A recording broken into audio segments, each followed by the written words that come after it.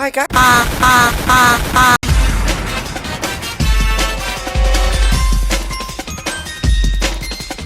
Robots, cowboys, magic, hordes of the undead, and absolutely broken combos. These factors are what make Far Far West such a unique game to me. And it's why I've created this video. Because I want to ask the question. In a game where so many overpowered combinations of stats and abilities are possible, how do you become the fastest man in the West? Let's find out. Our story begins at the end of my second mission. We explore around the saloon, upgrading stats, learning about spell level ups, and exploring the jokers available for my gun. And it was while I was doing this that I discovered two unique cards, Run and Gun and Run and Reload. These jokers provide an immense speed boost when you're either shooting or reloading. It was with this revelation that something sparked within me. A spark so devious and mischievous that no one would ever dare to do it. A need for speed. Yo, 50% chance for bullets to make chicken sounds. Unfortunately, we don't possess the souls needed to purchase these jokers, nor do we have enough slots for them to be useful. So for now, we'll just have to settle for some useless stuff. We continue on to the next mission, running around, shooting enemies, using spells, and exploring more of the map. The main objective of this mission was to prepare and launch a nuclear missile at the boss location in order to unlock it and be able to spawn it. For those who don't play the game, Far Far West follows a unique gameplay loop where you have to first complete a main objective in order to unlock the ability to spawn the boss. And after completing the boss fight, you then have to reach the extraction point and survive long enough for the train to arrive so you can exit the mission and get full profit. Main objectives will always contain unique conditions that need to be fulfilled so you can complete them, and will always be concluded with a storm battle, which is when large amounts of enemies spawn for a period of time until you defeat enough that the storm ends. After completing the objective, we sat and watched as the missile gracefully flew through the air, and then proceeded to the boss location. Well, not quite. First, we had to complete a side objective, which happened to be in a danger zone, something that I had never witnessed before, and something that I would never forget. Danger zones are areas that have far more enemies or harder enemies than normal areas, and I happened to have the luck of running into a danger zone alone, as well as being in the middle of a storm. So that was fun. But after defeating all the enemies and doing a bit of quick parkour, we were able to complete the side objective and head to the boss. I'm conjuring the skull. The boss of this mission was a cryptic vulture, and oh my god, do I hate these things so much. We tried using a nuke against it, and it barely did anything. In fact, it really hurt us more than it hurt it. So, a long and arduous boss fight ensued.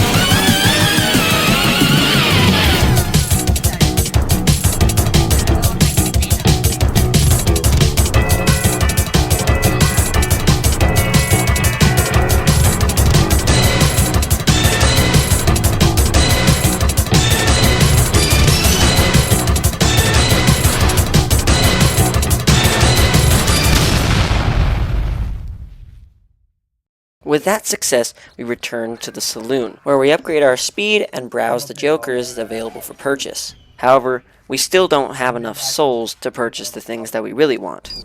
After a few missions, upgrades, spells, and a whole new weapon unlock, we finally have enough. With just one run and gun joker, combined with our base upgrade of plus 24% movement speed, we acquire a plus 54% movement speed buff while shooting our gun. So what does a logical human being do when faced with this information?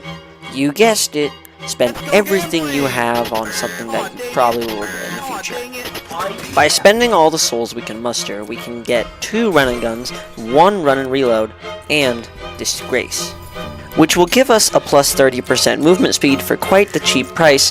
However, we must sacrifice the horse.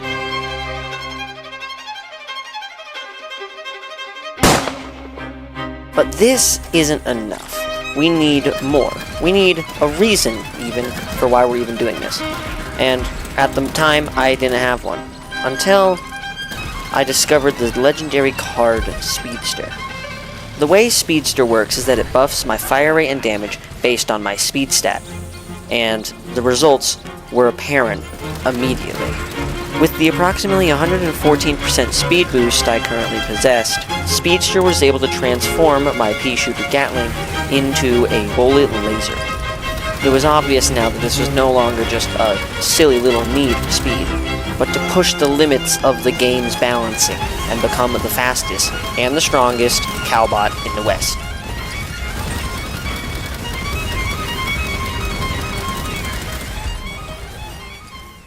But what exactly is our plan here? It seems obvious. Get the Speedster perk and apply it to the Gatling gun. However, there's a few things on our way. The first being that we can't even purchase a legendary Joker without being level 40. We are level 31, so we have a long way to go before we can even purchase it. The second issue is that legendary Jokers are only purchasable with 1,000 to 200 souls in our bank. However, we do not have that many. But where can we get more? Well, there are several options. One being wishing wells, which are very RNG based. Another is mass murder. And the final option is destroying these enemy spawners you see on the screen right now. Either way you choose, it takes a very long time, and we will have to do many missions. Or do we? Yes we do. So, we should get to that right now.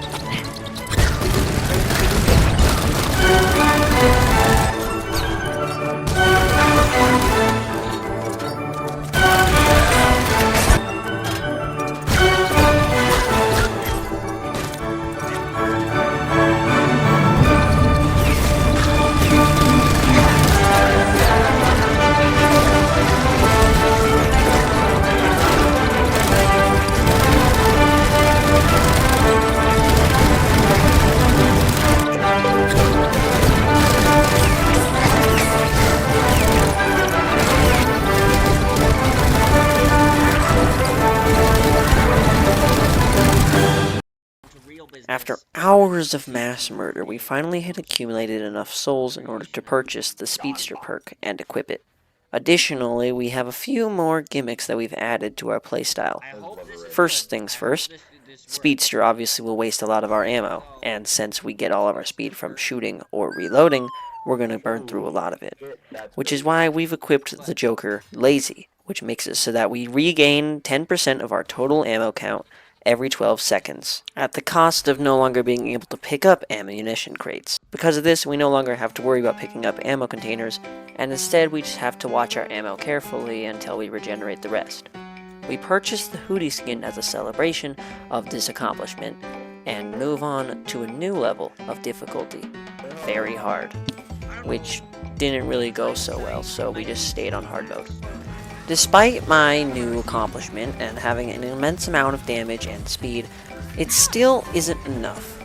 I'm not able to outrun horses even with all my buffs, so this leads me to believe that I require a mobility tool. Rather than using my gun solely and my raw stat boosts for my speed boost, what if we had a tool dedicated solely to providing a speed boost? With a bit of research, I came to the conclusion that the Sheriff Stars would be the best option. The Sheriff Stars are effectively infinite in ammunition, similar to the Boomerang. However, this is under the condition that you're able to pick them up after you throw them, because they will lock themselves into whatever surface they're thrown at, and if they get thrown into the sky, they're gone forever. However, due to the fact that they have effectively infinite ammunition, I could stack enough run and gun jokers till I eventually am able to outrun a horse, and even faster. Unfortunately, run and gun requires joker slots still, and our sheriff stars are still only level 1. So similar to getting Speedster, we're going to need to level up and grind these things quite a lot. Additionally, we've maxed out our stats on our Gatling gun and our character, with Joker slots being the only thing we need to unlock now.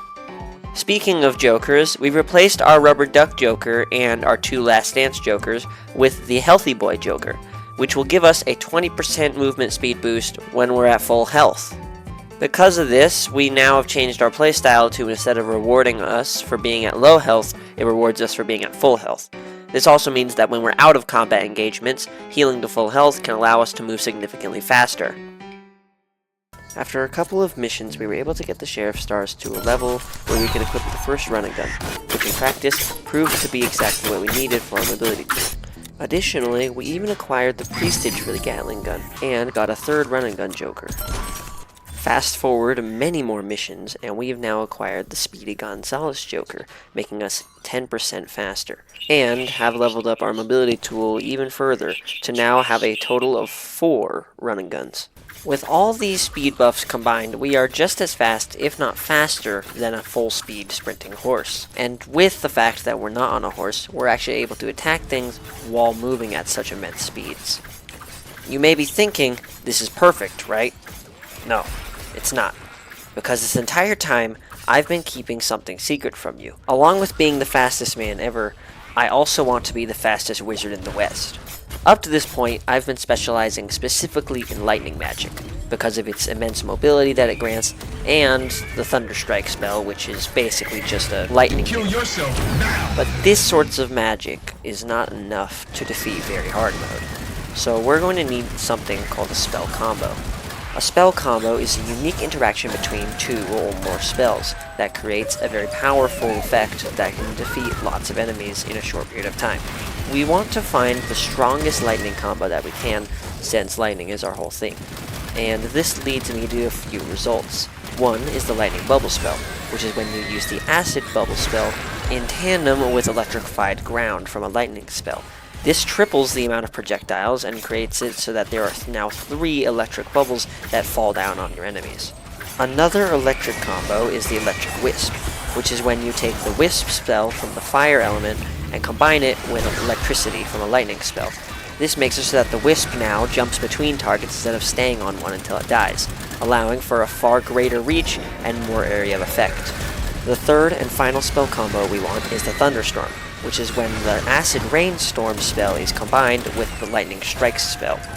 This causes it to become an auto-aim lightning storm, which not only deals acid damage, but any enemy that is affected by a lightning condition will be constantly struck by small lightning bolts, dealing massive damage over large areas. This is all stuff that I would say and then enter into a new chapter, but the thing is, we've already got all of them, and I intend to use them. This is the end of our story for now, but don't fear, I'm still getting faster, and I won't stop until I reach the maximum limit. Thank you for watching.